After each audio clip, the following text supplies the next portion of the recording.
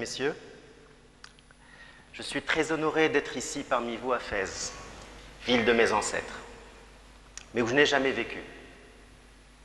Très honoré donc de faire cette présentation devant vous. Alors 18 minutes, c'est court et long à la fois, et quand j'ai demandé aux organisateurs de quoi ils voulaient que je parle, on m'a dit « parlez de vous et parlez de votre parcours atypique ». Alors je vous rassure tout de suite, je ne vais pas parler que de moi, cela serait bien trop ennuyeux. Mais je parlerai plutôt, et le plus sincèrement possible, de ce que mon parcours m'a appris. Ce sont mes leçons de vie, mes vérités, mes observations. Ce n'est pas forcément la seule vérité, mais j'espère qu'elles seront utiles à vous et j'espère que vous verrez qu'il y a d'autres voies possibles dans la vie et qu'il n'est jamais trop tard. J'ai choisi de me concentrer sur quelques observations, quelques leçons de vie, quelques questionnements qui m'obsèdent, sans ordre chronologique précis, les premières qui me venaient à l'esprit. J'ai choisi de me concentrer donc, sur ces observations-là, mais avant d'en parler, je voudrais me présenter à vous le plus rapidement possible.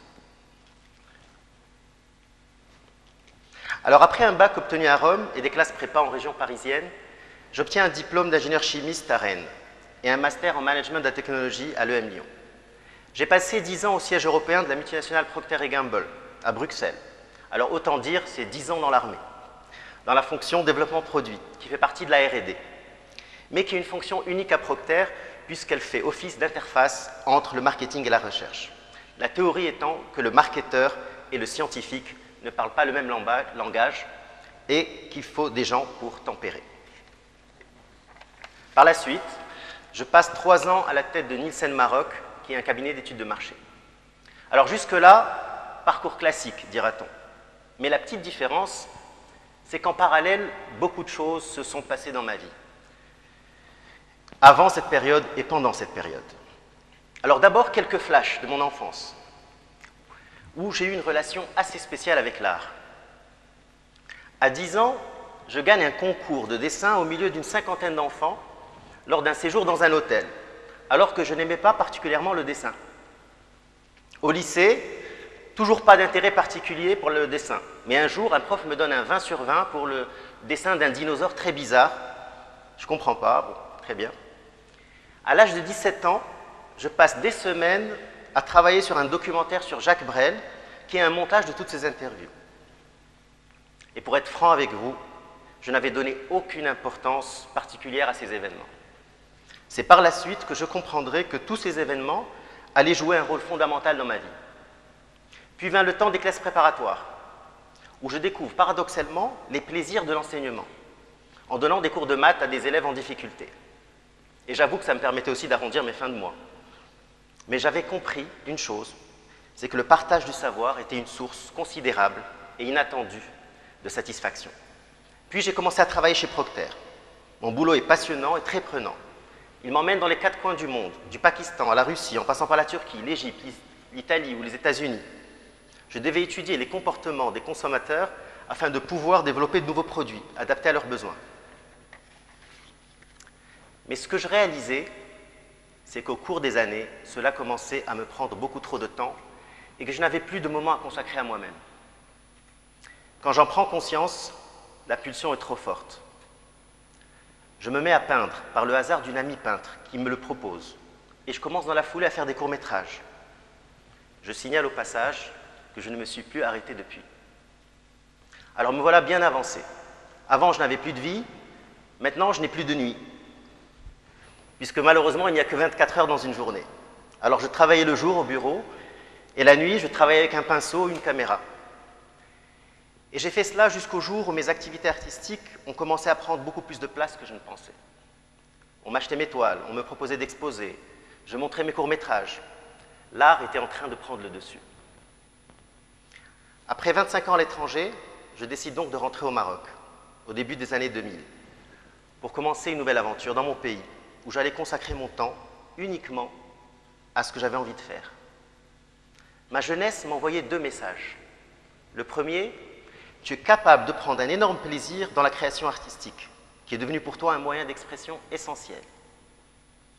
Le deuxième message, il y a quelque chose de magique dans le partage du savoir. Et c'est à ces 2 tâches que j'allais devoir me consacrer. dorénavant. Alors aujourd'hui, j'expose régulièrement des peintures et quelques sculptures ou installations au Maroc à l'étranger, mais à chaque fois que j'ai le temps, j'enseigne à l'université des matières aussi variées que le processus d'innovation ou l'analyse comportementale. C'est ce que j'ai fait à l'ISCAE, ce que je fais aujourd'hui à Hawaïn et ce que je ferai prochainement à l'Université internationale de Rabat. Alors passons maintenant à ce qui est plus intéressant, assez parlé de moi, mes leçons de vie, mes questionnements. Qu'ai-je appris de mon parcours? Qu'ai-je appris du monde des sciences, de l'entreprise? Qu'ai-je appris de mon travail artistique? Alors, première leçon, prenez en main votre vie. Il est important de comprendre qui on est vraiment. Et cela peut prendre du temps. Il y a un proverbe qui dit « À 40 ans, on devient ce qu'on est vraiment ». Il est pratiquement impossible de fuir son destin. Si vous avez une grande passion, prenez le temps de la nourrir, car elle ne demande que ça. Vous ne serez jamais vraiment capable de l'éteindre, ou sinon elle vous rattrapera un jour. Et s'il est trop tard, c'est vous qui allez vous éteindre. L'important, c'est de s'y préparer à son propre rythme. Alors, si je résume donc, et si je fais une analogie avec les sciences physiques, nous avons tous ici, dans cette salle, une énergie potentielle. Faites juste en sorte qu'elle s'exprime pleinement afin que vous puissiez devenir le meilleur de vous-même. Et le fait que nous ayons parlé de physique est une très bonne transition pour la suite, qui est un de mes nombreux questionnements. Est-ce que l'artiste créatif que je suis est compatible avec le scientifique rationnel que j'ai appris à être? Alors je crois qu'il ne faut surtout pas chercher à les opposer, mais à les nourrir naturellement et mutuellement.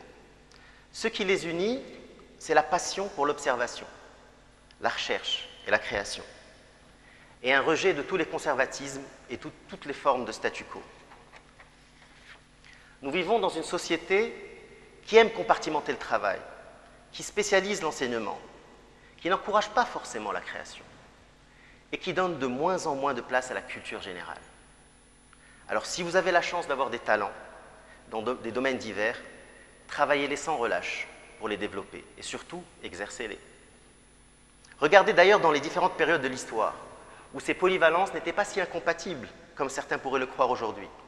Avec les Grecs déjà, Pythagore qui était astronome, philosophe, mathématicien, et plus tard les Perses et les Arabes, Avicenne qui était philosophe, écrivain, médecin et qui s'intéressait aussi à l'astronomie, à la chimie, à la psychologie. Averroès qui était philosophe, juriste, mathématicien, médecin. Et en Europe aussi, quelques siècles plus tard, Léonard de Vinci, qui était ingénieur, peintre, sculpteur, botaniste, musicien, poète, philosophe, écrivain, et j'en oublie sûrement. Puis Pascal, connu pour être mathématicien, mais physicien, inventeur, philosophe. Alors aujourd'hui, même si c'est plus difficile, n'ayez pas peur d'être multiple ou polyvalent. C'est votre différence, faites-en votre richesse. Alors la prochaine question que je me pose, puisqu'on parle de création, c'est comment mettre notre cerveau dans les conditions idéales pour créer. Et forcément, pour créer, il faut penser en dehors du cadre. Les Anglais disent « think outside the box », en dehors de la boîte. Alors, c'est plus facile à dire qu'à faire. Souvent, ce qui nous freine quand on veut créer, c'est que nous avons tendance à penser dans des schémas préétablis, à l'intérieur de certaines frontières intellectuelles et artistiques, où les règles et les codes sont bien définis. Nous sommes dans des paradigmes et des représentations du monde qu'il est difficile de briser. Il faudrait presque faire comme disait le peintre Dubuffet, il faut tout désapprendre pour mieux apprendre et créer de nouveau. Alors là, je vais vous raconter une anecdote de Jack Welch, le PDG de General Electric, l'ancien PDG de General Electric pendant 20 ans.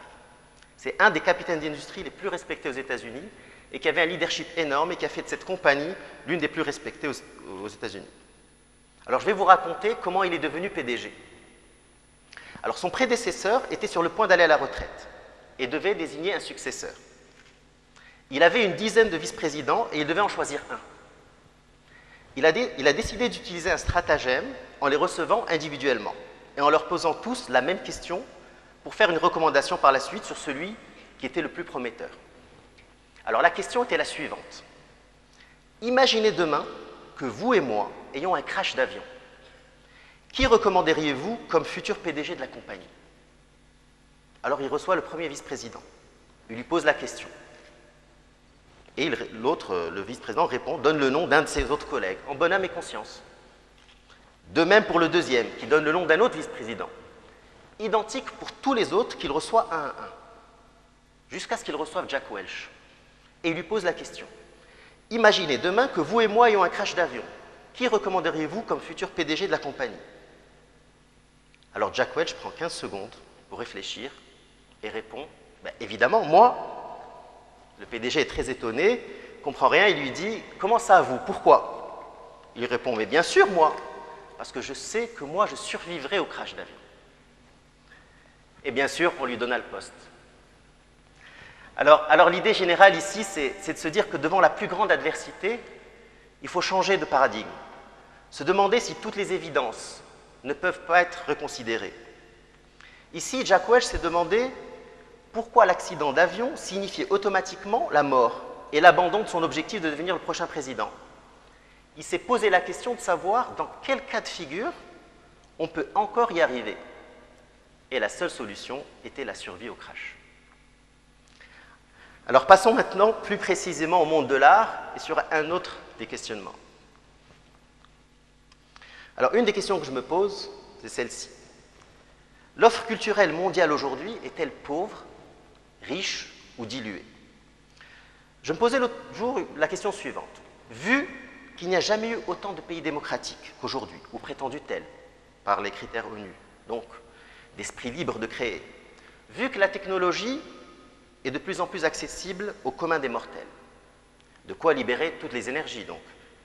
Alors pourquoi vivons-nous culturellement l'une des périodes les plus pauvres de l'histoire? Où sont les génies absolus? Où sont les Mozart? Où sont les Van Gogh, les Picasso, les Chaplin, Shakespeare, Molière, Kubrick du XXIe siècle? Pourquoi les lauréats des émissions de télé-réalité sont devenus les nouvelles stars? J'ai posé ces questions à quelques amis, auteurs, artistes, universitaires ou journalistes. On en a discuté longuement. Voilà en gros les deux idées qui ressortent de ces débats. La première idée, c'est que le monde aujourd'hui se transforme à une vitesse vertigineuse. L'irruption d'Internet et des réseaux sociaux bouleverse profondément nos modes de vie et redéfinissent notre rapport à l'objet artistique. La consommation, la fabrication, la diffusion, la commercialisation d'objets artistiques est aujourd'hui accessible à tout le monde. Tout le monde crée, tout le monde diffuse. Alors cela donne cette impression que plus rien de bon ne se produit. La visibilité dont bénéficiaient les meilleures œuvres se trouve maintenant diluée. Alors les optimistes disent qu'elles sont toujours là, ces grandes œuvres, mais qu'elles sont plus dures à détecter au milieu de cette immense production. La seconde idée que je veux partager avec vous est relative au rôle de l'argent. La théorie ici, c'est que la machine capitaliste est devenue beaucoup plus exigeante. On va prendre un exemple. Dans l'industrie musicale, aucun artiste ne peut aujourd'hui encaisser 3 échecs populaires avant d'enregistrer un succès. C'était le cas par exemple de Bruce Springsteen, qui a fait 3 flops avant d'enregistrer son fameux album Born to Run en 1975. Les maisons de disques, gérées par des mélomanes, n'existent plus. Elles sont aux mains de financiers, dont le souci de la rentabilité est une obsession. On ne prend plus aucun risque. L'équivalent d'un Bob Marley, capable de déstabiliser un public novice à la première écoute, ne serait jamais programmé en prime time aujourd'hui. Alors je laisserai à chacun de vous le soin de se faire une idée sur la question. Et maintenant donc je vais devoir conclure. Et je voudrais conclure sur les transformations que connaît le monde arabe aujourd'hui, Maroc compris, et sur les opportunités extraordinaires que cela représente pour cette région du monde. L'histoire est en marche, et il y a une prise de conscience générale que plus rien ne sera comme avant. Les peuples aspirent à plus de dignité, et ils seront forcément entendus. Comment? Par quel biais? À quel rythme? Seule l'histoire nous le dira. De plus en plus de gens s'expriment à travers des débats sains, intelligents et passionnés. Les citoyens commencent à prendre conscience que s'exprimer peut aider la société à trouver le meilleur moyen de se réformer. Et pour faire avancer les choses, nous avons besoin, nous tous, de faire preuve d'intelligence collective, qui est tout sauf la somme des intelligences individuelles, et comprendre qu'il faut se mettre enfin au service de l'intérêt général. Quand je dis nous tous, ce sont les citoyens, la société civile, les intellectuels, les artistes, les étudiants, les chercheurs universitaires, les entrepreneurs, les éducateurs sociaux, les militants associatifs, les politiques, les jeunes. Chacun doit élever son niveau de conscience chez lui, dans sa famille, dans son bureau ou dans son atelier ou dans la rue, pour participer de la manière qu'il croit la plus propice à ce mouvement réformateur, ne serait-ce que par le débat d'idées. Utilisons ces débats d'idées pour en faire un facteur de cohésion sociale, un grand déficit dans le monde arabe. Nous sommes donc dorénavant tous responsables de l'avenir et de notre devenir. Nous devons tenir la promesse qui est celle d'apporter à ces peuples la liberté, la justice et l'égalité des chances, ou ce que j'appellerai tout simplement le progrès. Je vous remercie pour votre attention.